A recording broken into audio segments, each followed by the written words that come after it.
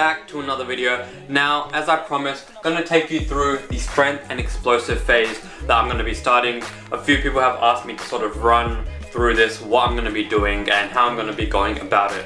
I did mention this a couple videos back that, you know, I feel like strength and explosiveness is something I need to work on simultaneously, especially with summer coming up. Really want to get that first dunk. Don't want to have any weak factors, want to develop everything, be good at everything. So without further ado, gonna get into it. Now this is a little bit more in depth compared to just a strength phase or just an explosive phase. So I'm gonna try to keep it fairly short, but still explain it as in depth as possible. So as you can see, for the frequency, 2 days a week. That doesn't change. One squat day, one deadlift day, that doesn't change. Now, the goal, increase strength and power, obviously. And then here I've just listed a example 2 weeks of what it's gonna look like. So as you can see here, in week 1, we start off with the strength day. So day 1, week 1, strength day, deadlift. Now, obviously, because it's strength day, for deadlift we'll do strength focus sets, reps and percentages, which I'll get into in a second. I'll get into all that percentages of what I'll be lifting in the next clip. But yeah, deadlift, and then you just plug in whatever relevant percentage you're doing for that week. Then we'll just do an accessory, so front squats. One thing to keep in mind is you always want to make sure the front squats the accessories are targeting your weaknesses. So for me, a weakness of mine is my quad, so I want to develop that a little bit more. Helps with jumper's knee as well. So doing front squats, great movement for that. And then I always like to throw one single leg exercise in. So Bulgarian split squats, again, feel like it helps with my jumper's knee because it really helps me get that stretch at the bottom of the movement. And then finish off with just an isolation lift in this workout, the leg curl. So that's day 1, and then obviously just finish with some core work. Day 2 is explosive focus. Now, because it's an explosive day, I like to start it with plyometrics, just 2 exercises. This can really be any 2.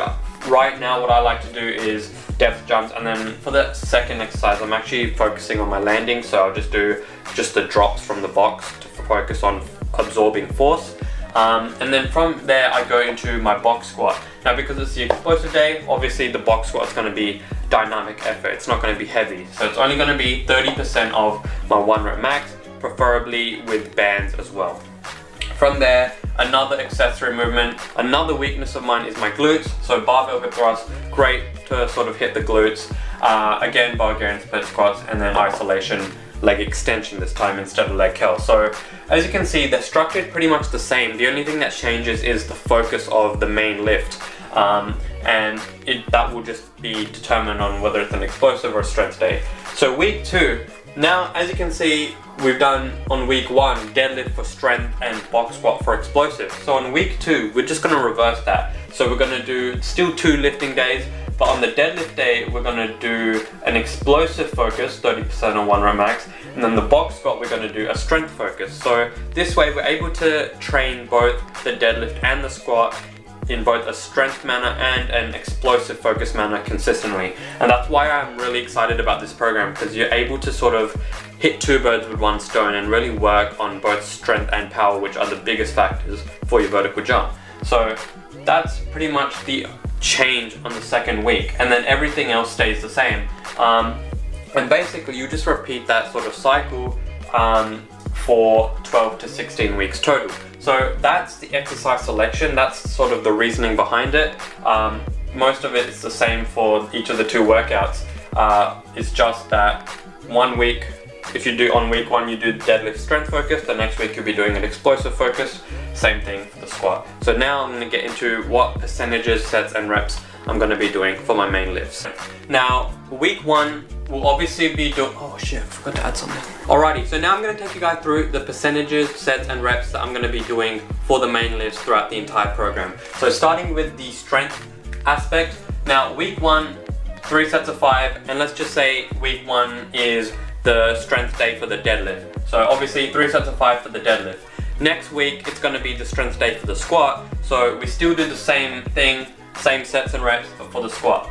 So now that we've done 3 sets of 5 for the squat and the deadlift, when we go into week 3, we do 3 sets of 3 for the deadlift when it's the deadlift strength day, 3 sets of 3 for the squat when it's the squat strength day, and then as you can see, it just goes on with the same pattern finishing with this rep range 5-3-1. So I'm basically doing this 5-3-1 method, which I basically did for my strength phase at the start of the year.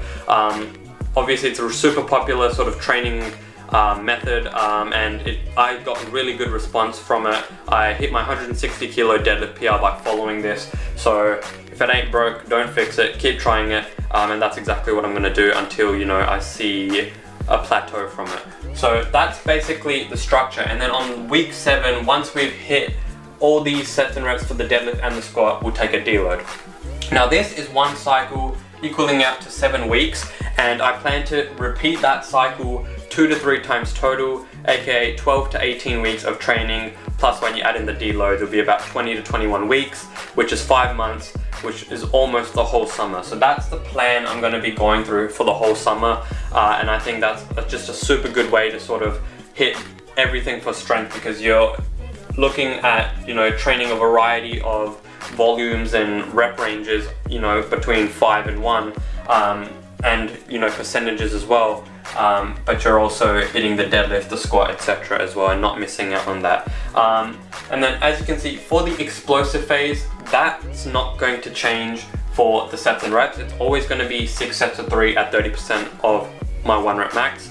I might slowly increase the weights just by very small increments, but the reason I don't want to increase this a whole lot and keep it at 30% 1 rep max is because the focus is not to go heavy, but to really just work on moving the weight as explosively as possible. And when you feel like, you know, you've really gained strength and explosiveness and are able to move a higher weight at the same speed, that's when you can probably add weight.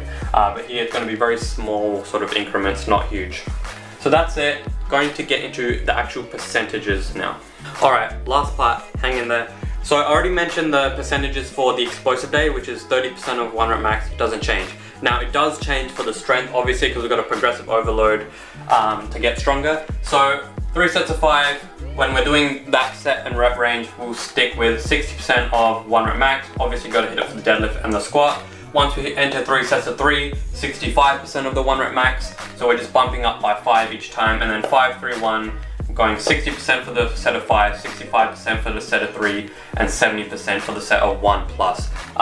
So that's basically the percentages. Now you might be thinking, why is it so light when your focus is on strength? The reason is so that we have room to grow and, you know, last throughout the whole program. Because if we started this program doing 80%, then we'd only make it through 1 cycle, and on the 2nd or 3rd cycle we're going to be lifting too heavy, where we're not going to be able to, 1, actually lift the weight, and 2, if we do, we're going to sacrifice good form for it. So this slowly allows our body to start a little bit lighter, adapt and get stronger and stronger, and ease into the 80 and 90% of our 1 rep maxes. So that's basically it. Now this is for the first cycle. When we start the 2nd cycle after the deload, we'll just bump up by 5. So instead of 60, it'll be 65. Instead of 65, it'll be 70. And then instead of 60, 65, 70, it'll be 65, 70, 75. So we're just bumping up the percentages each cycle, allowing our bodies to slowly, progressively overload and get stronger. That's the method I've always been using, and it's worked wonders. So that's it. That's basically it for this whole program. It's, as you can see, it's very sort of planned out, fairly detailed in terms of the exercise selection as well as the percentages, sets and reps. I do feel like this will benefit a lot of you. It is hard to say, you know, how much you're going to benefit for it, but I think, you know, if you do lack in strength and you have had at least, I'd say, a good year or 2 of experience, I'd say this program would be suitable for you. I'd say for a beginner you wouldn't need something this complex, but if you're a couple years into training, I think this will be suitable for you, and it obviously is really well focused on developing both strength and power simultaneously. So I'm super excited to start this. I am going to be releasing a vlog taking you through the workout so you guys can just see what it actually entails. But yeah, that's it for this video. Hope you guys enjoyed, hope you found it helpful. If you did, make sure to give it a thumbs up, subscribe if you're new, turn on post notifications, and I'll see y'all in the next vid. Peace!